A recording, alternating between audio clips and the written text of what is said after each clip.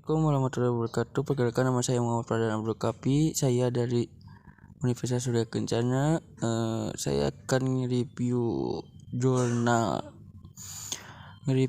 hukum pidana lanjutan pada pertemuan yang ke-7 MPM saya 7420 12 1182 oleh dosen Dr. Prof. Haji Heni Nuraini SHMA dan sisanya Dr. Randy Ardiansa SHMA. Untuk mencapai terwujudnya cita-cita negara sebagai negara hukum, maka dibentuklah peraturan atau ketentuan-ketentuan hukum. Salah satunya ada di Undang-Undang nomor 6 tahun 1983 mengenai ketentuan umum dan tata cara perpajakan, sebagaimana beberapa kali diubah terakhir, dan Undang-Undang nomor 16 tahun 2009 tentang ketentuan umum dan tata cara perpajakan yang selanjutnya disebut sebagai UU dan KUHP. Undang-Undang Ketentuan Umum dan Tata Cara Perpajakan mengatur mengenai tindakan pidana yang dibidangkan oleh perpajakan. Kewenangan penyidik pajak diatur dalam pasal 44 ayat 2 UU KUHP. Salah satunya kewenangan penyidikan pajak adalah menghentikan penyidikan yang diatur dalam pasal 44 ayat 2 huruf J UU KUHP. Selain kewenangan tersebut, penyidik dalam melaksanakan penyidik dapat meminta bantuan aparat penegak hukum lainnya sebagai diaturan dalam pasal 44 Undang-Undang KUHP. Pengertian penyidik dapat dilakukan karena A. Penyidik menghentikan penyidik dalam hal tidak terdapat cukup bukti atau peristiwa tersebut bukan merupakan tindakan pidana. Di bidang perpajakan, atau penyidik dihentikan karena peristiwa telah daluarsa atau tersangka meninggal dunia atau nebis in the. Hal itu diatur dalam pasal 44A Undang KUHP.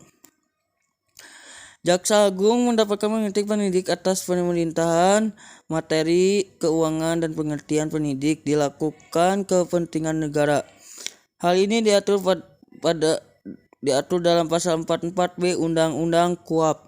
Pengertian penyidik tindak pidana di bidang perpajakan bagaimana dimaksud pada ayat 1 hanya dilakukan setelah wajib pajak melunasi utang pajak yang tidak atau yang kurang dibayar atau yang tidak seharusnya dikembalikan, dan membayar sanksi administrasi berupa denda sebesar 4 kali jumlah pajak yang tidak atau kurang dibayar atau yang tidak seharusnya dikembalikan.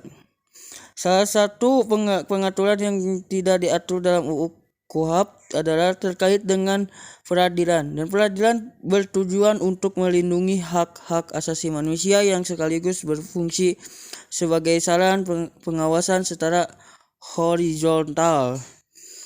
Peradilan memiliki kewenangan untuk memeriksa dan memutusi mengenai sah atau tidak penangkapan dan atau penahanan atas diri tersangka, sah atau tidak penghentian penyidik oleh penyidik atau penghentian penuntut oleh penuntut umum. Pasal 77 huruf A KUHP.